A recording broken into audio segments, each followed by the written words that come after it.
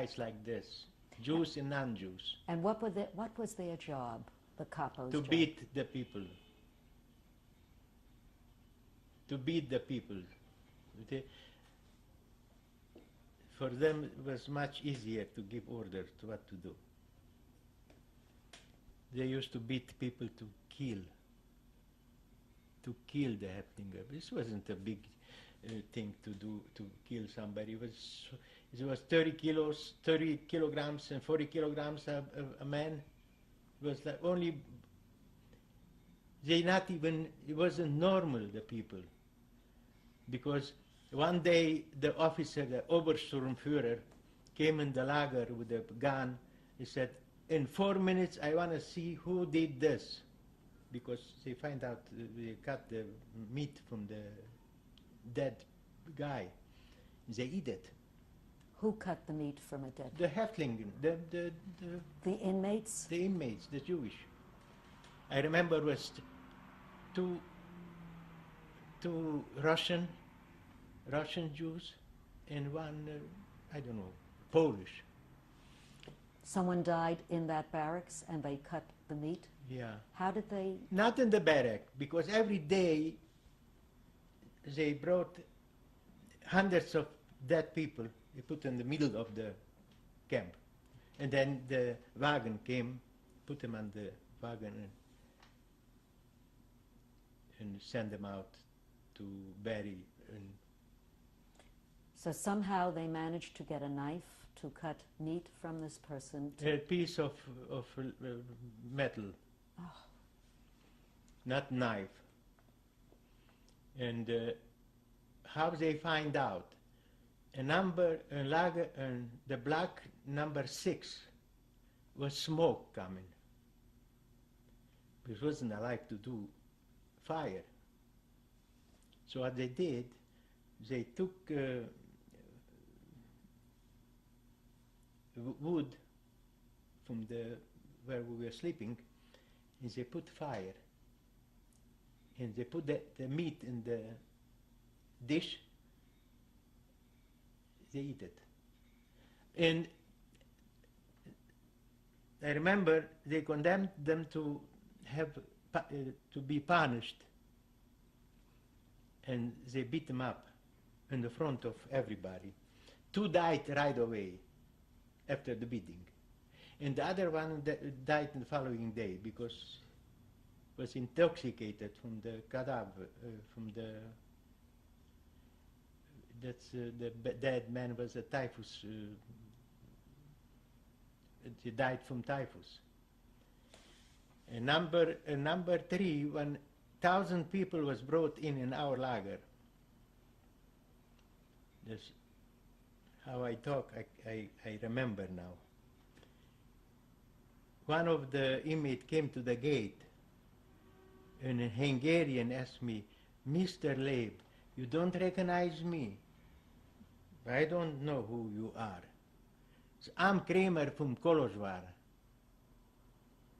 If you believe in God, please bring me a piece of bread."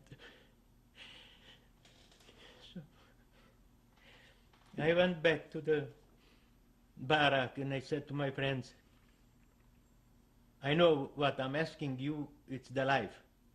But from that piece of bread, cut a little bit. Everybody to cut a little bit to help this man."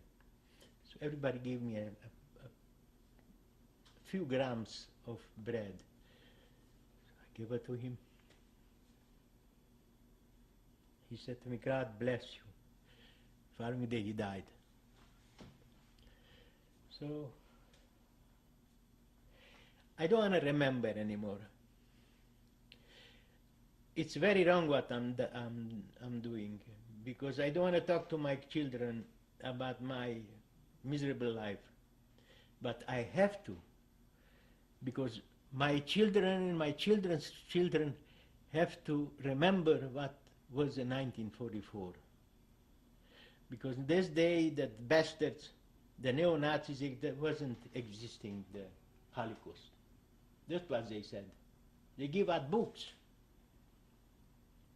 That's why I have to talk to you and to you and to my children, to, to let you know what was going on there. The last camp, labor camp you were in, was near Dachau.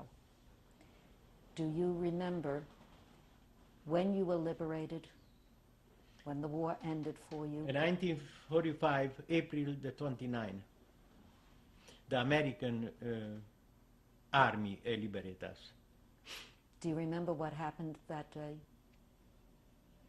The Germans were there, and then they left? They, all of them. All of a sudden, in the morning, we didn't see one German there. You didn't know that this was going to happen at that time? So when the American soldiers came in, anyway, they saw what is going on there. They was crying.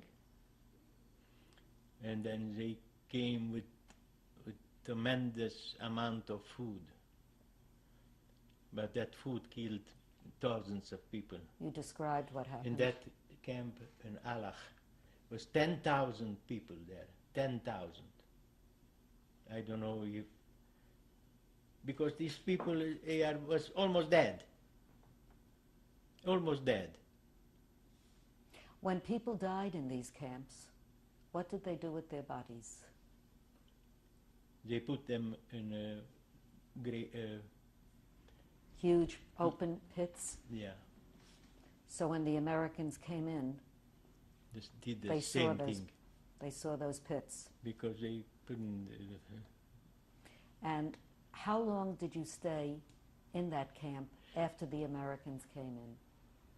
From April to November. Why were you there so long? They put us back in camp.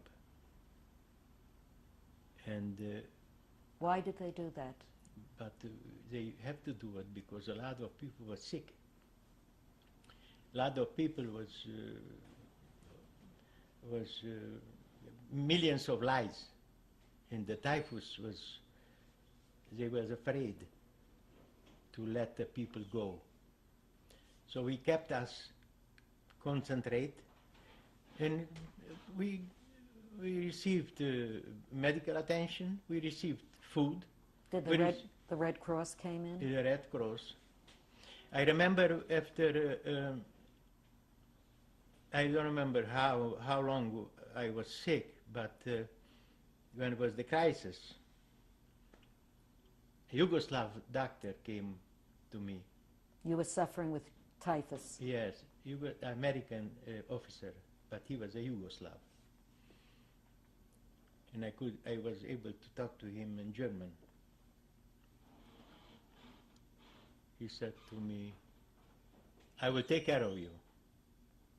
Because I asked him, please help me because I don't want to die. I survived this miserable life. I want to stay in life. Don't worry, I'll take care of you. So he took me, he put me in a car, and he took me to a very, very expensive place that's called Bad Verishofen. This was a sanatorium, how you call it? A sanitarium. Yes. In Germany. In Germany. A Catholic nuns, and he took me there, and he brought a German doctor and two nurses. The nurses was also nuns. So you see this man here? I want this man to take care of him. They were sitting next to me 24 hours. And they give me all kind of treatments. The officer send oranges to the hospital. It's a little bit like a hospital. And he gave orders to the nurses and to the doctor to force me to eat every day a kilo of oranges because he needs vitamins. So I survived. After this, I didn't go back to the camp. How long were you in the sanitarium? Do you remember? I don't remember. A few weeks? A few weeks, yes. So I was.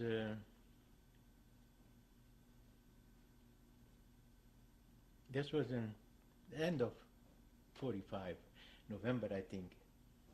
Then they made transports, you know, and I remember when I came back from that sanatorium, I went to a American base, and I asked for work. They accept me to go to work in the kitchen. And it's very good for me because there was food there and it was clothes, and the commandant was the Jewish guy. And one day he said to me, "What is your nationality?" I told him, "And you Jewish?" I said to him, "Was then?" in Yiddish. And he was a Polish Jew. He spoke Yiddish fluently. And he said to me, "From now on you stay next to me here. You clean my room and you eat what I eat." And after a while he said to me, "You know what? I want to take you to United States." I said to him, "Officer, I thank you very much, but I have to go back to my old country. Let me see what happened to my parents, my brothers." "Don't go." He knew. "Don't go back. Come to United States, and from United States you'll be able to go." So I didn't listen to him. I went back.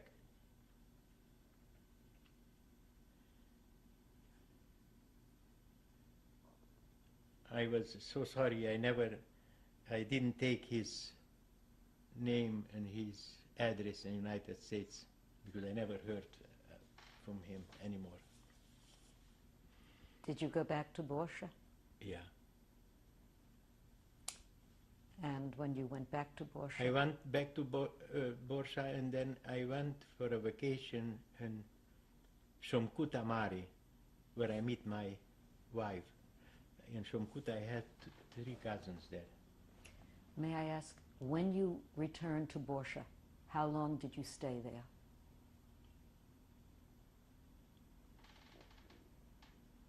From 1945, 46 to 49. Did you go back to your home? Yes. What did you find when you went back? I find everything empty.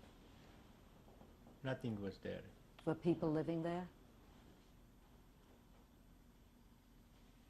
No. Was living, but he left. Did people that you knew in Borsha recognize you or speak to you? Oh, yeah. What did they say? I was a very popular guy there. Everybody liked me, the Romanian people, the Christian, because I grew with them, and they liked very much my father. My father was born also in Borsha. My grandfather was born in Borsha. This family was there for 200 years. Your father's family was there for My 200 father, years. Yes. We will take a break now and then continue. Okay.